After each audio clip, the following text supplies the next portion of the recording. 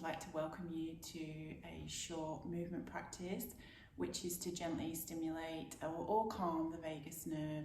So you could use this in the morning or in the evening to calm the body. So find a comfortable place for you on the floor. It's a seated practice, so you can be on a chair, on a sofa, on a bed, or find yourself a mat, rug, carpet, wherever you feel comfortable. Sometimes it's nice to pop a cushion underneath your hips. It can relieve the pressure. So you could even try that on a chair and a bed and see how that feels.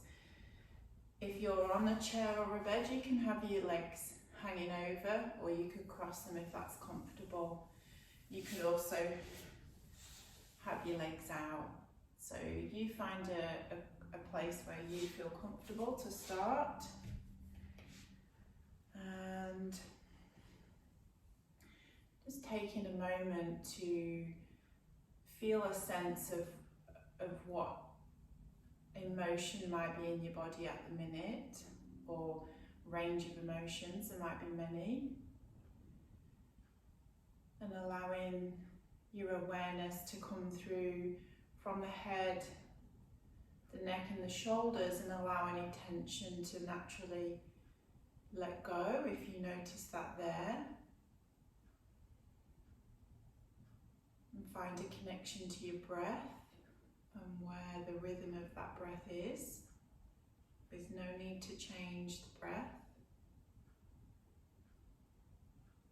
And then gently allowing the awareness to come down through the belly into the hips, and where your sit bones make contact with the ground that you're on, or the surface that you're on.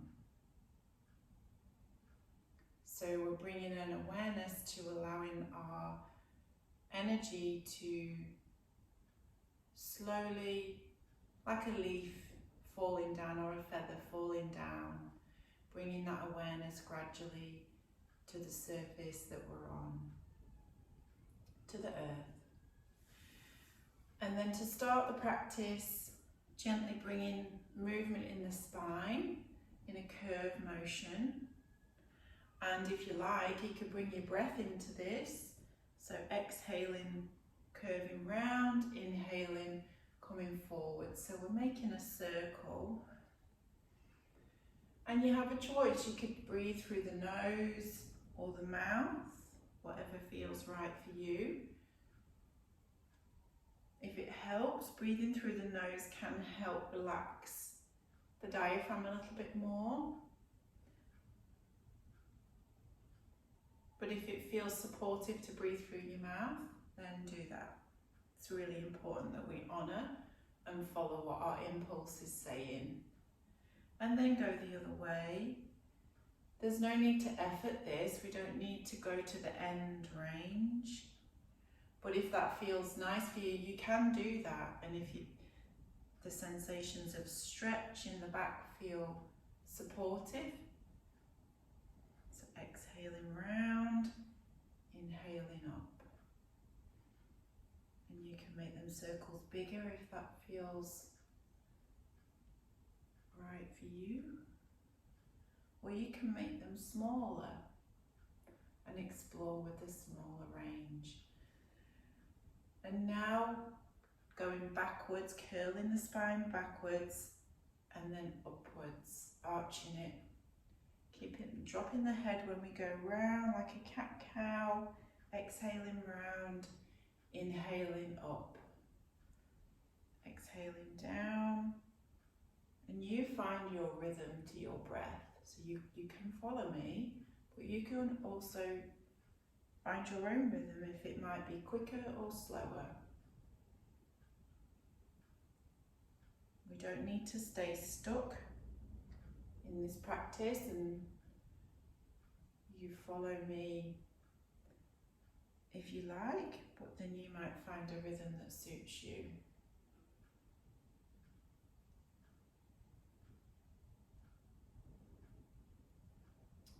Okay, and then Gently bringing some movement into the shoulders. Again, finding the circular motion in the shoulders. Doesn't need to be efforting. Finding a smooth movement. Bringing awareness to the shoulders.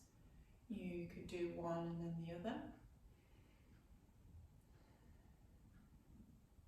Perhaps keeping connected to the breath while we're doing this. There's no way we have to go. You find what feels supportive for you with your shoulders. Again, noticing where your breath might be. And if you're holding your breath, just notice that's okay. We don't want to bring judgment into this. And then when we bring awareness to the breath, we notice if it changes at all. And now bring the elbows. So the movement's feeling a little bit bigger. Again, the shoulders are moving, but now the attention is to the elbows. And using the space that is around you, and the invitation is to bring your awareness to that space. And you can do one and then the other. Go backwards or forwards. Explore that space.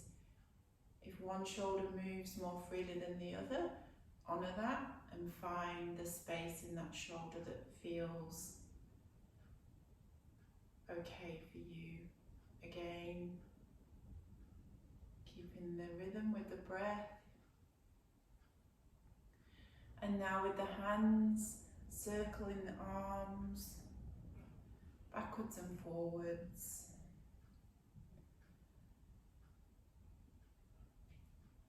A gentle circle, again not efforting. And finding that range, try one and then the other if that feels less effort. It can be tiring doing both shoulders at once. And bringing awareness, if it works for you, to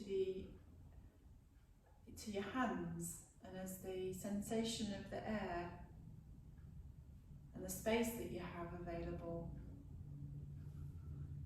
And maybe do a smaller circle and seeing what the difference is.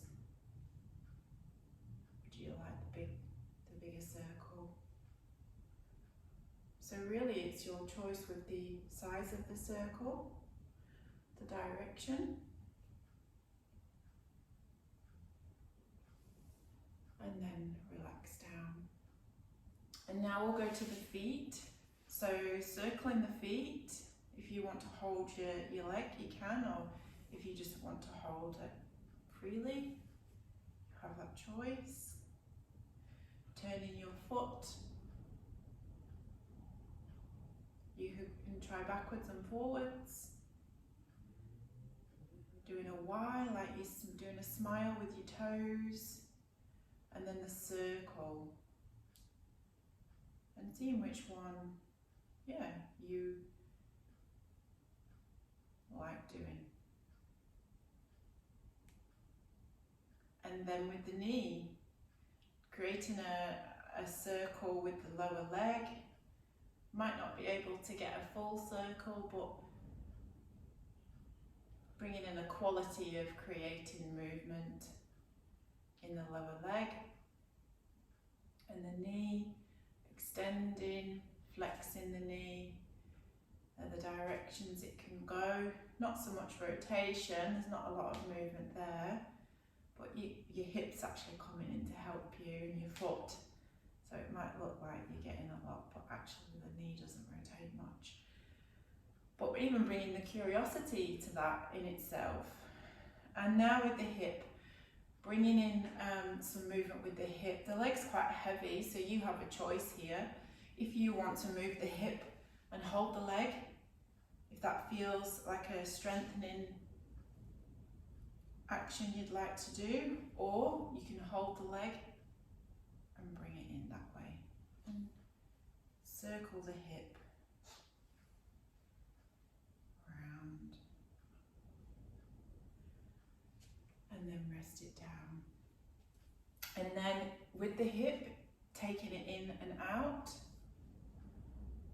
So almost swinging it into your chest and then out to the outer side of the body.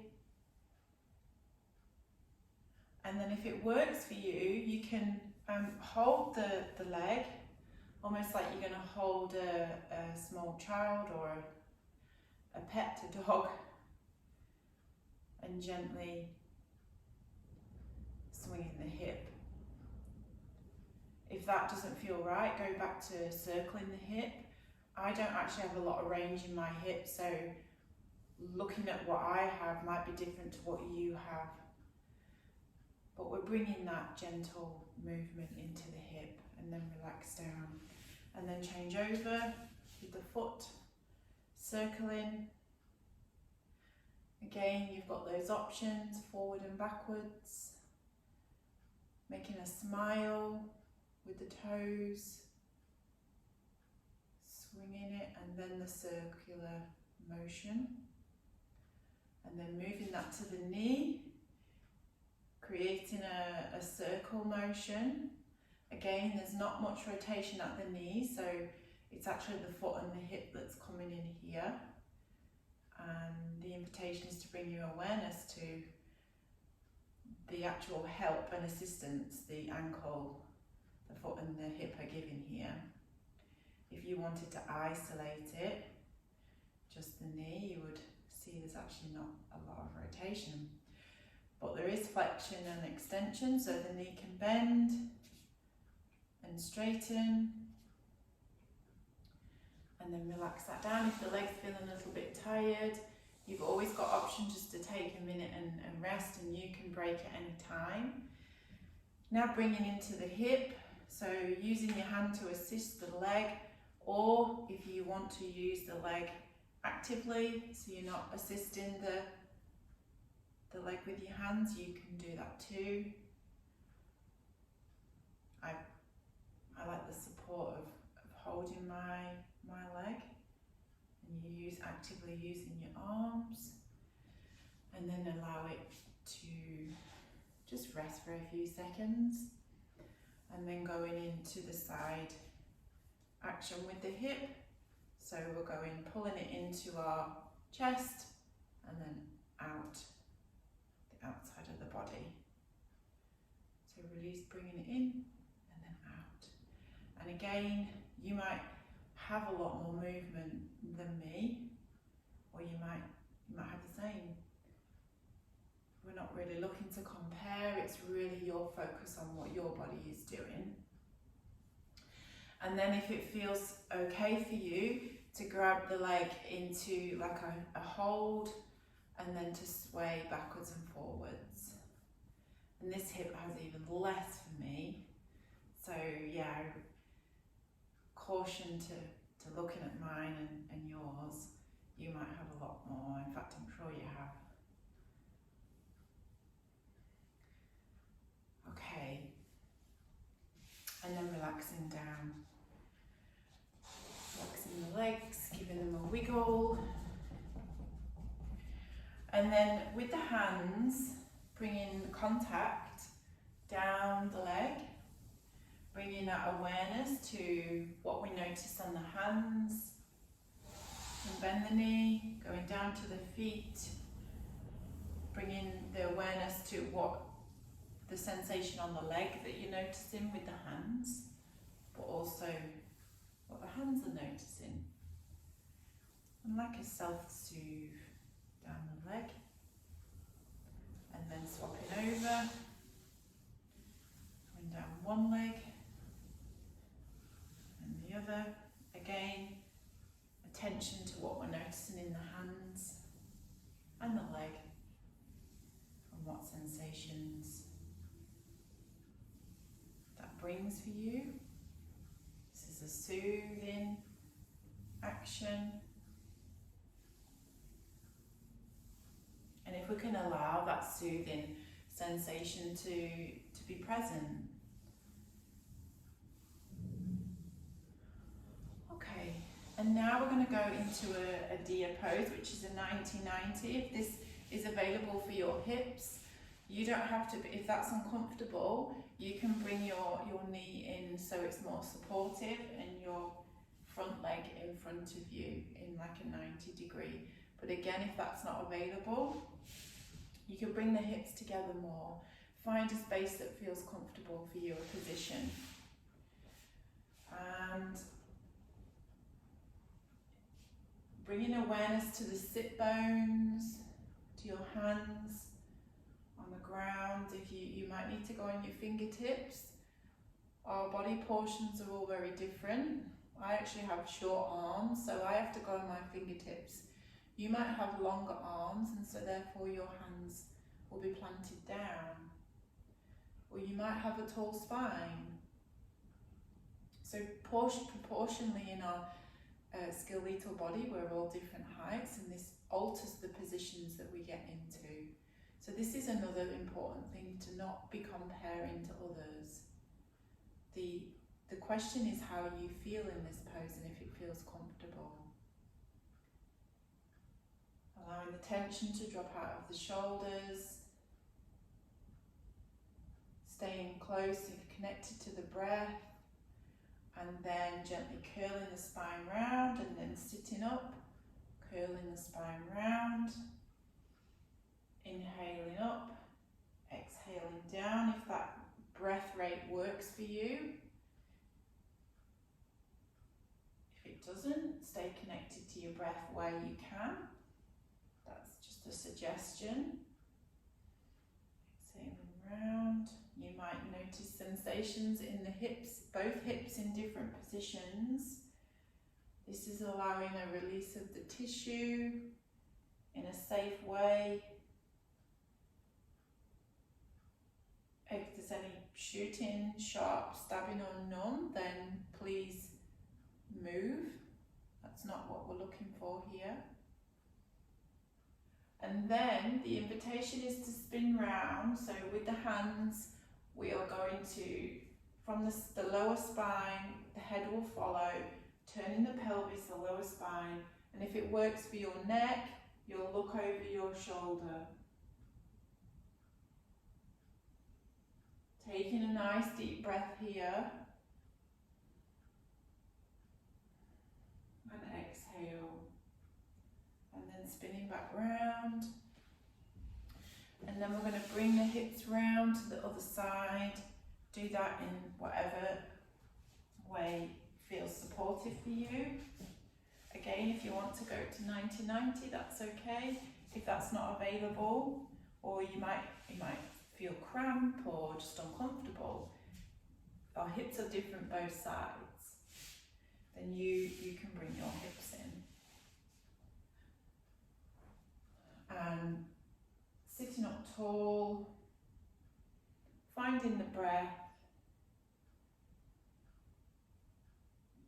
You may notice this side might feel different to the other side. We are very different each side, and the invitation is to notice that without judgment, because the body is working so differently. When we open a door, we'll open it with one hand. We'll always dominate one side.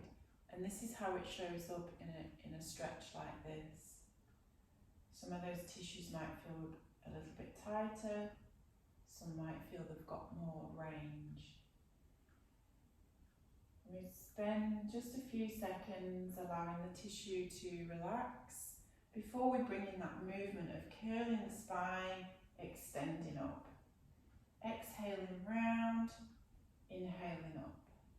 If that works for you again, you have choice to breathe how you would like.